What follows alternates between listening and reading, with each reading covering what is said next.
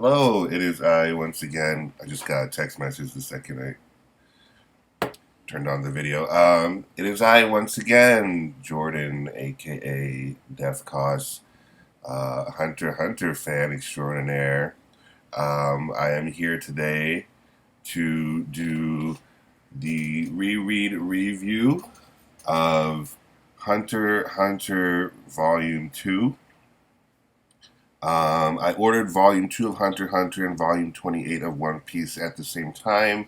So I just did Hunter x Hunter today, so I guess tomorrow I'll do Volume 28 of One Piece. So join me then for that. But that's not what we're here for today. Today we are in full Hunter x Hunter mode. And I usually I put post-it notes in my manga as I reread them for these videos because I just like to just mark where like certain points of the story that I know I want to discuss. Um, and I actually completely forgot to do that for this volume. I read the entire thing, and then when I finished, I was like, "Oh wait, I didn't use any post-it notes." But I don't think that should be a huge deal. Um, And it's funny, I actually remembered this volume pretty well. But hold on, let's read the foreword as always. So it's really short. It just says it's a picture of Yoshio Togashi just like laying in the middle of a street. And it says, "Go on without me. I'll catch up in about 2 minutes." Um, but yeah, it's funny. Like I was saying, I remembered this pretty well. It's not like One Piece. Like I don't know why. I mean, I'm sure as I keep reading, I'll probably run into a bunch of stuff that I forgot, but I remembered the first volume and this volume pretty well as I was rereading it. I mean, I did used to own them before. This is the second time that I'm buying them. I used to own the French edition, um, and so I did read them and reread them quite a bit when I owned them a long time ago. Um, So I guess that's why I just it just seemed pretty fresh in my memory. Um, I mean, I didn't remember exactly when everything was supposed to happen or take place, but as I was reading, I was like, oh yeah, I totally remember like a lot of this. But anyway, we pick up where we left off. Hisoka was playing examiner, as he stated at the end of the last volume. He was just going around killing hunters or hunter applicants, examinees. Um, they're just going around killing them. The ones that he didn't deem worthy, he would just kill them with his playing cards. So we're right in the middle of that. Um, and then so they all kind of attack Hisoka at the same time, and he just takes them all out. Just like easily, just like kills them all. And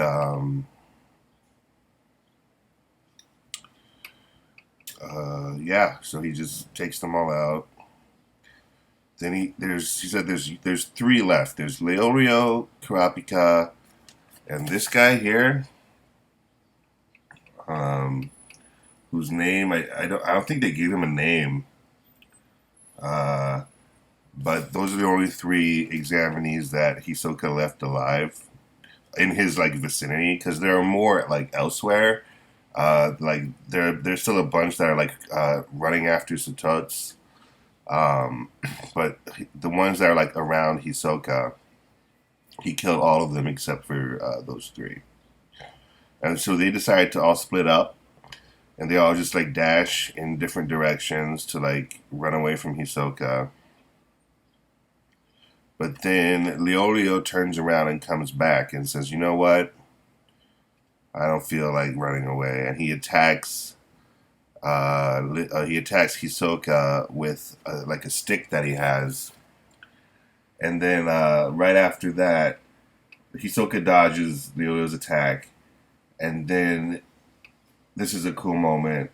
Um, he gets hit in the head with the lure, like the lure on Gon's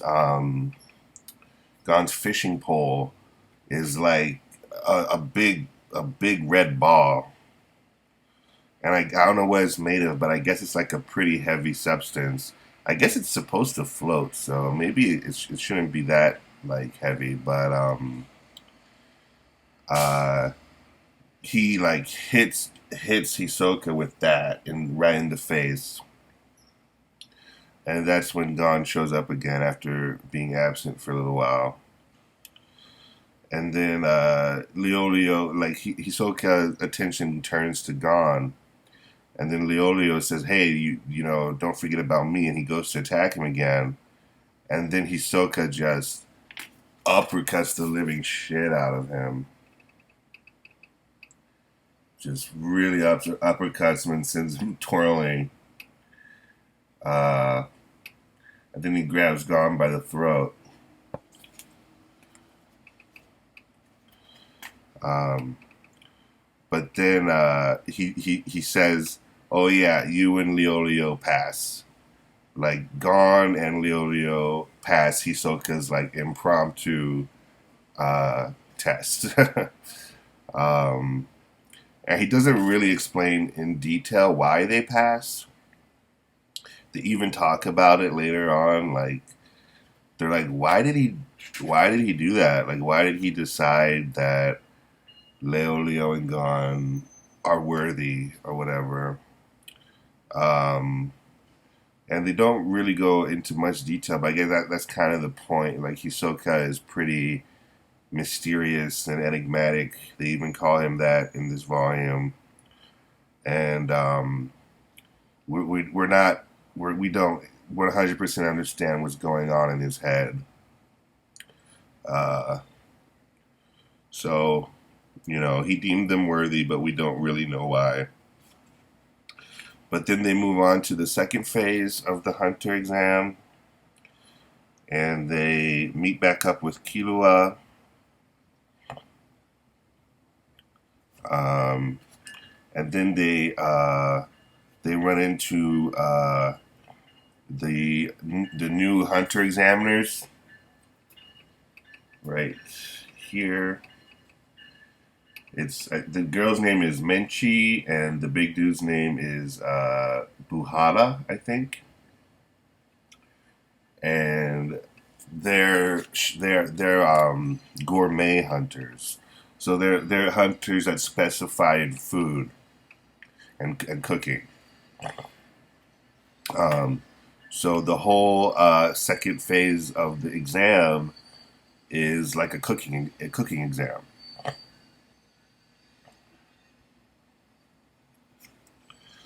And Buhara is like super hungry, and he's huge, obviously, so he can eat a lot. And he just says, "Yeah, like I just want roast pig. Like fetch me as many roast pigs as possible." And it turns out that the only type of pig in this area, in this like swamp or whatever, the like weird forest that they're in, is a really aggressive, uh, like big ass pig, like a ferocious pig. And so they're kind of hard to take out. But there's actually a trick to taking them out. You just have to whack them on the head, um, and that like kills them apparently. So that's what Gon does. And then they all return. They roast it and they return to the big building that they're in. And then Buhara eats all the pigs and he's stuffed. And so they pass, or 70 of them pass. I guess because he could only eat 70, so that was like the cap. Like anyone beyond 70 just got eliminated, I guess. Um, and then it's the second part of the test, which is Menchie's test, the girl, and she wants them to make her sushi. Uh, but the thing is, the world of Hunter x Hunter. Apparently, there's certain aspects of it that are the same as our world, but like apparently there's an island called Japan where sushi comes from. But I guess the hunter exam does not take place in Japan because everybody who she tells them like, yeah, like, let's make me some sushi, and nobody knows what sushi is. Everybody is like, what the hell is sushi? How are we supposed to make something we don't even know what it is? And that's like the whole point of the test, is that they have to figure out what sushi is, and then make like class like grade A sushi, and then give it to Menchi for her to enjoy. Um, so they all spend like, oh yeah, and Hanzo actually knows what sushi is because like, I guess he's from Japan, so he's like pretty happy about like knowing that he knows what sushi is, and they don't. Nobody else knows. Um, but yeah, they spend a good chunk of the test just like trying to figure out uh, like how to even make sushi. Um, and Killua actually has a little bit of knowledge. He's like, oh yeah, I read something about this dish. Like apparently it's made with fish. So everybody hears. Leo blurts it out. He's like, fish? And then everybody hears him, and they all just sprint to try and get some fish in the forest. Um, so they all get their fish, and they already have rice. And then they all attempt to make sushi, but they all fail. Uh, and then even Hanzo, he makes what is sushi. He makes like a good looking like sushi, and then Menchi goes to eat it, but she just says it doesn't taste good. So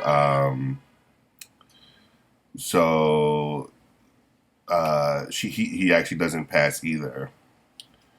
And then they all when like Hanzo is like mad at Menchi for like not liking his sushi. He says he just explains what sushi is while he's yelling at her, and then everybody hears him, and so now everybody knows how to make sushi. So they all like rush her with their various plates of sushi, but she actually doesn't like any of them. She doesn't like the taste of any of the sushi that they make, and then she gets full because she's eaten a lot, and then she's like, "That's the end of the test," and everybody failed. So she just fails the entire every single person. She fails them, and and then everybody's like, "What? Like we failed just because we couldn't make sushi? Like how does that make sense? We're gonna be hunters. Like why can't we? Why do we fail just because we couldn't please this chick?" Um, but then she gets on the phone with Netero, who's the chairman of like the hunter committee, and he shows up, and he's like, yeah, like like you guys, you can't fail them all just because of that. Like that's not a good reason. Like basically, he tells Menchi like, yeah, like we're gonna pass them because uh, that's not a good enough reason to fail an entire like year's worth of hunter examinees, just because you know your like test didn't go as planned. Like they didn't go the way you wanted it to. Um, so yeah, and then we get this part here where this guy Toto, I think his name is. He showed up. I think he showed up last volume too, and he's super pissed off at Menchi for failing him. So he goes to attack her, but then Buhara hits him with like a underhand slap, like a just like sends him flying. and and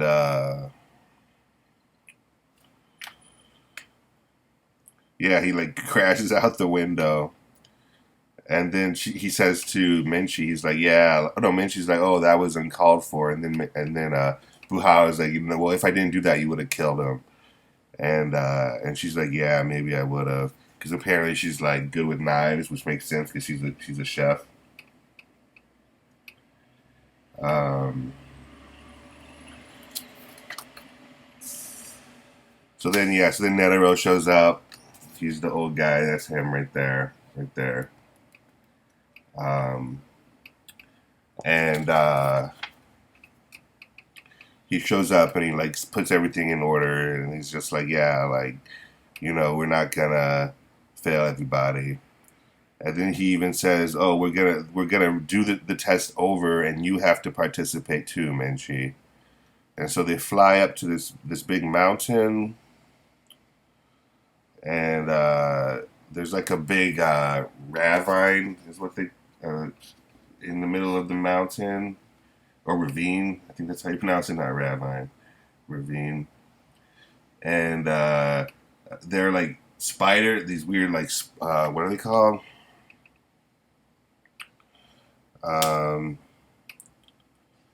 spider eagle. The spider eagle. They lay their eggs in the middle of the ravine, and they have to get their eggs and cook them.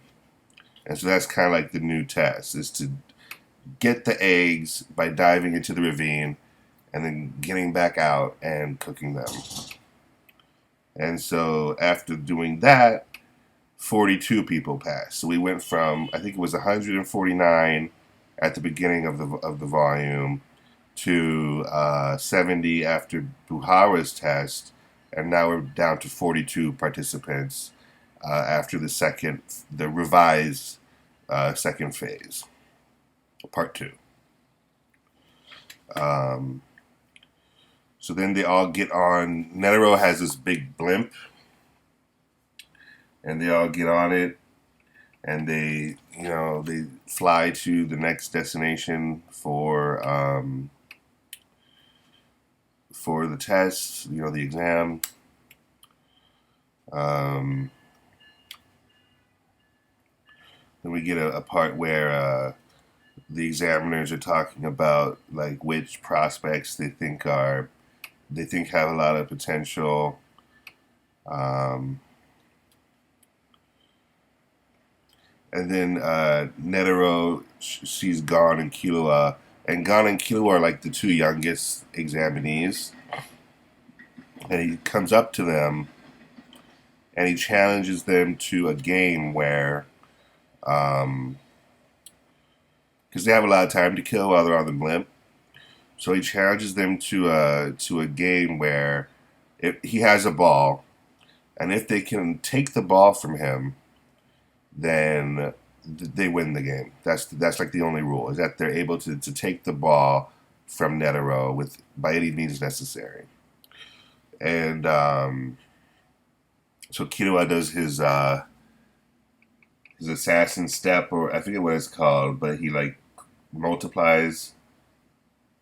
It's like a optical illusion where it looks like there's more than one of them, and yeah, they go at it with Netero. This is kind of a cool part where Killua he kicks Netero's leg, and he almost breaks his own leg by doing that because Netero is so beast. Um, but they go at it for like a long time. Uh, and I remember really enjoying this part when I read it the first time when I was a kid. Like I thought this was a cool sequence, like a cool scene. God and Killua versus Netero, pretty much. Um, oh yeah, and then uh, they almost get the ball, but then Netero turns on his like super speed and goes ahead of them and grabs it. And then after that, Killua is just like, you know what? I've had enough of this. Like, this is kind of annoying me, and he wants to stop. And Gon is like, oh come on, why are we stopping? And then Killua is like, um, well, he hasn't even used his right hand or his left leg yet. So that's how big of a skill gap there is between him and us right now. And then Killua just walks away, just like, come on, Gon, let's go. Like, there's no point in doing this anymore. And then Gon's like, oh no, I think I'll keep trying for a little bit. And then Killua's like, wait, did you not hear what I just said? He hasn't even been using like half of his limbs. Like, there's no way you're going to be able to get the ball from him. And then Gon says, that's fine, but I can get him to use his right hand at least. And so now Gon's goal is just to get Netero to like use his right hand. Um, and after a little, oh yeah, and then here's a part where uh, while Kira was walking away, he runs into two other examinees, and he bumps into one of them, and they're like, "Hey, what's up with you, little kid?" And then Kira says, "If I had kept going, I would have wanted that ball enough to kill for it." And he just like slaughters the two guys, and I think this is the first time we see Killua's like um, assassin side, his like kind of evil side, I guess you could say, because he comes off as like a nice kid or whatever, like a fun kid, but he actually has like another side of him where he's like way darker and way into like killing and stuff. Um, or I guess just because how he was raised, like the way his family is like a family of assassins. But they're gone. He headbutts Netero in the stomach. Um, and then he goes to headbutt him again, but Netero is like, "Oh, if he hits me again, the abs like that, like he's gonna crack his skull." Uh, and then he's like, if I don't like tense up my abs or whatever, then it's gonna hurt me." So he's like, "Oh, well, I guess I'll just dodge him." And so he uses his right hand to like push himself off of Gon and jump over him. And then Gon's like, "Hey, you just used your right hand." And then he's like, "Oh yeah, I guess you're right. I guess I did." And then he's like, "Yep, I win." And then he just passes out.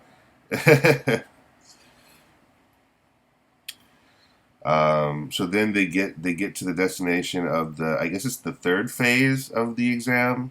Yeah. And they're at the top of a big tower called Trick Tower. And it's just a big column, like it's just a big like cylinder, like it's huge. And and they land on top of it, and and then they all the examinees like are on top of this big pillar, and they have to figure out a way to get to the bottom of the pillar within 72 hours. That's the whole third phase. So this one guy, and they have no idea how to get to the bottom. They have, it's like they don't tell them how to do it. But this one guy is like, oh well, you guys are stuck here, but I'm a rock climber, so I'm just gonna climb down the side of the tower, and that'll be that. I'll win. But then as he climbs down, these weird like demon birds like show up and attack him and eat him. Uh, and so yeah, so you actually can't go down the side. You have to figure out a different way. And then they realize that there are a bunch of trap doors on the ceiling, like on the roof where they are, and they need to go through the trap door in order to get inside the building, and then they have to figure out a way to like descend while they're inside the building. Uh, and so they're able to do that. They're able uh, to find a trap door and get inside. And there's four of them. There's Killua, Gon, Kurapika, and Leolio. But once they get inside, once they go through the trap door and they land in this room that's right below them, uh, they realize, oh, you need five people in order to proceed.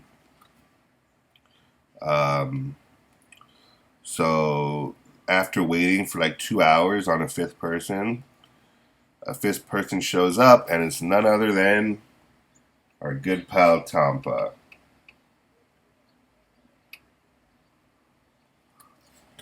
So yeah, and Tampa, I think this is probably the part where Tampa really displays his douchebaggery, because he's been an ass for like a while. Pretty much since he's been introduced, he's been an ass. Um, but he really goes above and beyond to be like an antagonist, if I remember correctly. Um,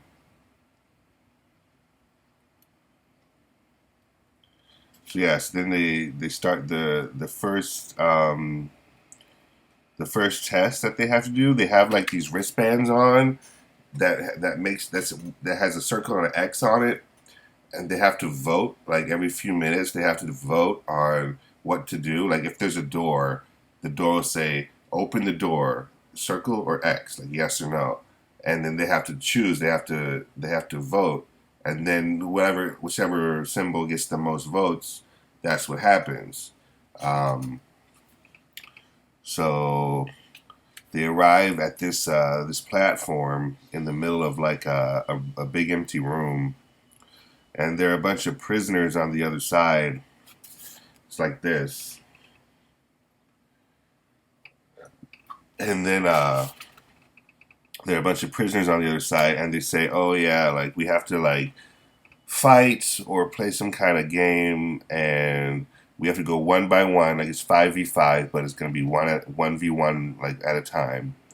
And if you get to three, then you win. If we get to three, then we win. And they're all criminals, so they're all like prisoners in this tower, I guess. So like the longer it takes for this whole situation to go down, the more time gets taken off of their sentence. I think it's like a year per hour, and they have like sentences of like over 100 years.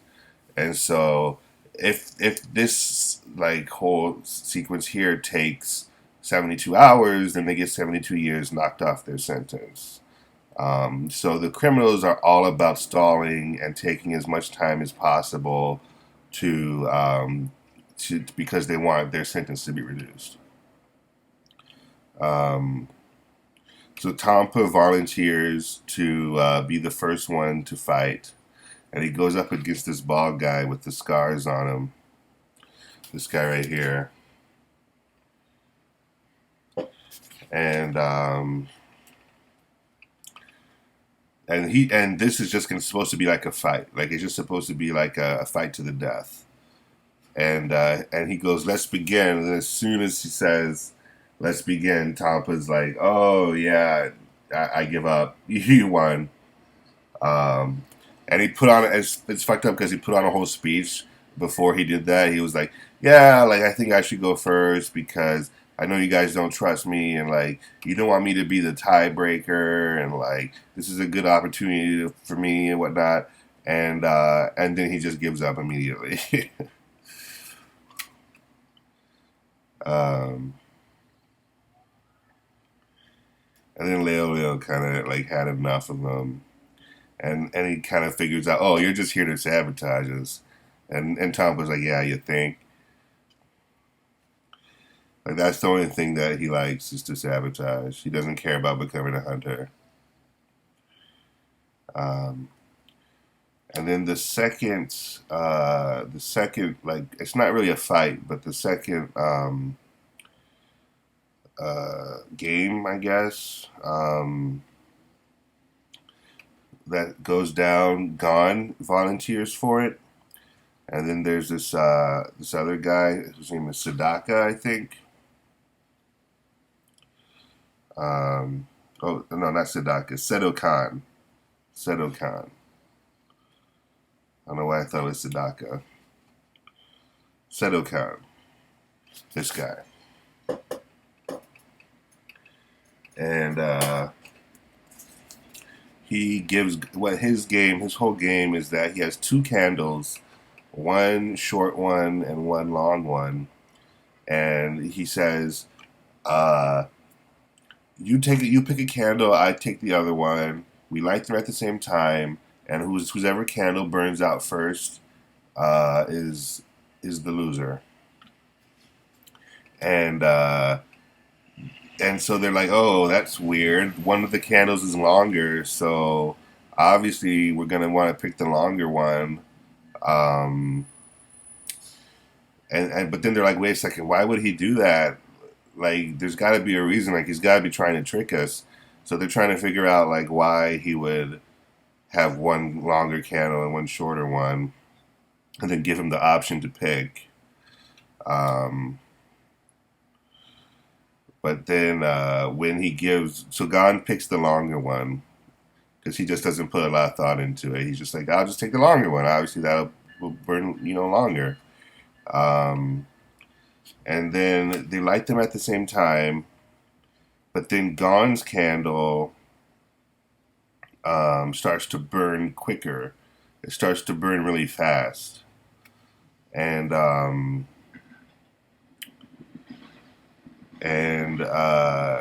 the guy, they're like, "Oh, I guess he sabotaged the long candle," but then the guy is like, "Oh, I actually had four candles in total on me, and whichever one that he was gonna pick, he would have given him a sabotaged candle.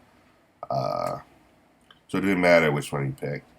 But then Gon sets his candle down and then runs up to Sudokan and then just blows out his candle.